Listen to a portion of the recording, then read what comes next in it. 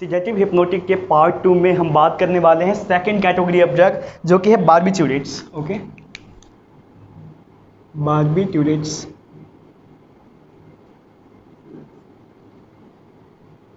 इसमें भी बहुत सारे ड्रग्स आ जाते हैं जिसमें से हम कुछ कॉमन के यहाँ पर नाम लिखने जा रहे हैं। फिनोबार्बिटल,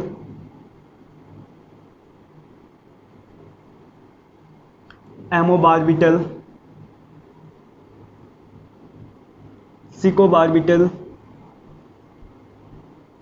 ठीक है, तो ऐसे बहुत सारे ड्रग्स हैं जो कि बार्बिट्यूरेट्स कैटेगरीज में आ जाते हैं।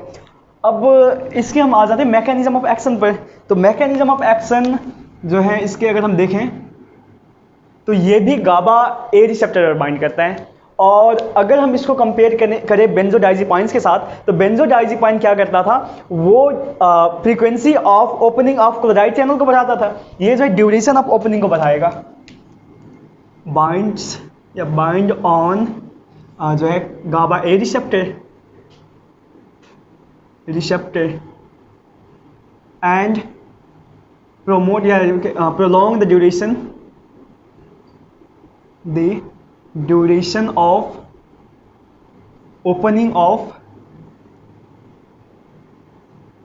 chloride channel। ठीक है, या इसको हम कहें गाबा मेडिएटेड क्लोराइड चैनल। ठीक है, गाबा मेडिएटेड क्लोराइड चैनल की ड्यूरेशन को बढ़ा देगा, ओपनिंग की ड्यूरेशन को। अब देखिए ना, ऐसे होते हैं कि अगर ये सेल मेम्ब्रेन था, क्लोराइड चैनल ओपन हो गया तो क्लोराइड अंदर आ जाएगा। अब नेगेटिव चार्ज अंदर आएगा तो क्या होगा, हाइपरपोलाइजेशन हो जाएगा। अब हाइपरपोलाइजेशन होगा तो इसको डीपोलराइज होने में और ज़्यादा टाइम लगेगा।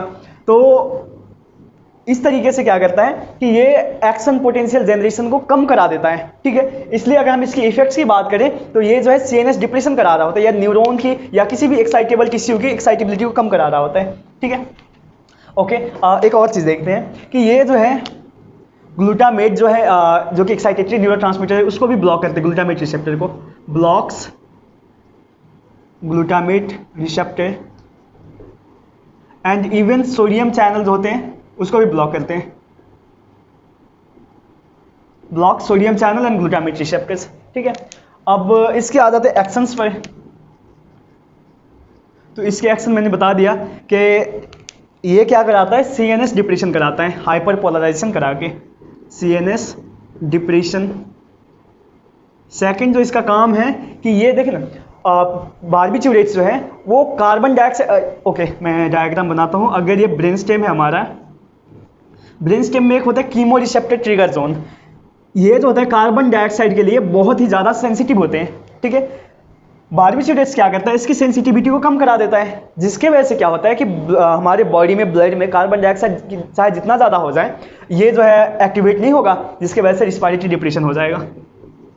रिस्पायरेटरी डिप्रेशन, क्योंकि ये कार्बन डाइऑक्साइड की sensitivity chemo receptor trigger zone की सेंसिटिविटी फॉर कार्बन डाइऑक्साइड उसको कम करा देता है। ठीक है, तीसरा काम ये क्या करता है कि जो लीवर की माइक्रोसोमल साइटोक्रोम P450 एंजाइम जो है उसकी जो है सिंथेसिस को बढ़ा देता है। Increases synthesis of microsomal cytochrome P450 enzymes. अब जब साइटोक्रोम P450 ज़्यादा बनेगा तो दूसरे बाकी ड्रग्स की जो मेटाबॉलिज्म ज़्यादा होगी, तो ये जो है ड्रग की मेटाबॉलिज्म को भी बढ़ा देता है। ठीक है, एक्शन के बाद हम आ जाते हैं अब इसके थेराप्यूटिक यूजेस पर। थेराप्यूटिक यूजेस पर अब देखें, ये जो है अभी सीएनएस डिप्रेशन करा रहा था, इस मैकेनिज्म से ये जो है एंटी कन्वर्जेंट जैसा काम करेगा। और ये क्या करा रहा था, हाइपर पोलराइजेशन। तो हाइपर पोलराइजेशन की वजह से ये जो है एनेस्थेटिक जैसा काम करेगा, तो एनेस्थीसिया भी कराता है ये। एंड अब देखें ना, ये जो फिनोबार्बिटल जो है, फिनोबार्बिटल बेसिकली क्या करा रहा होता है, जो स्टेटस एपिलेप्टिकस है उसको ट्रीट करने में हेल्प करता है। Phenobarbital treat status epilepticus. ठीक हो गया। और ये सिडेटिव हिप्नोटिक है ही, तो इंसोम्निया के पेशेंट को हम दे सकते हैं, तो टू इंड्यूस स्लीप। ठीक है, या सिडेटिव हिप्नोटिक जैसा काम करेगा। ओके, सो ये था इसके थेराप्यूटिक यूजेस के बारे में। अब हम बात कर लेते हैं इसके एडवर्स इफेक्ट्स के बारे में।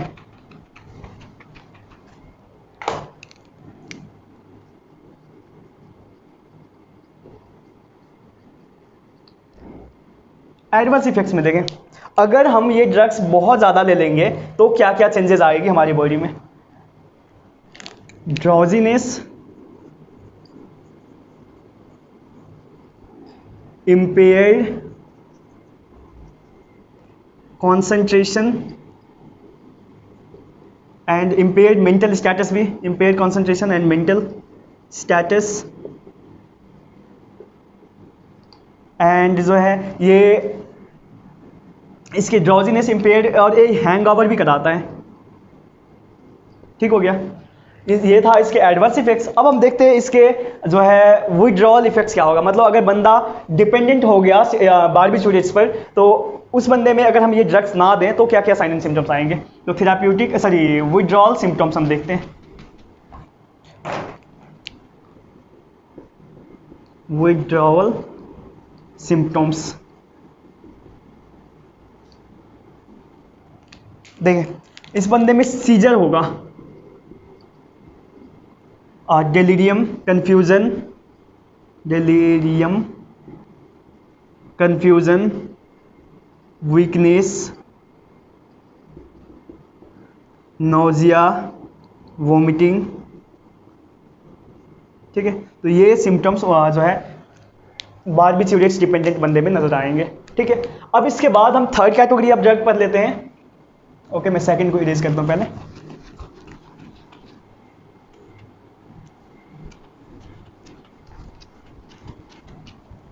Now the third category of drug is buspirone. Buspirone actually selective anxiolytic है विथ लिटिल और बिल्कुल कम जो है सीएनएस इफेक्ट्स। ठीक है, it is selective anxiolytic with very little CNS effects. ठीक हो गया, ये जो है ये जो है 5 हाइड्रोक्सी ट्रिप्टामिन 1A रिसेप्टर का पार्शियल एगोनिस्ट भी है। ठीक है, और जो है नो एंटी कन्वर्जेंट और मसल रिलैक्सेंट प्रॉपर्टीज।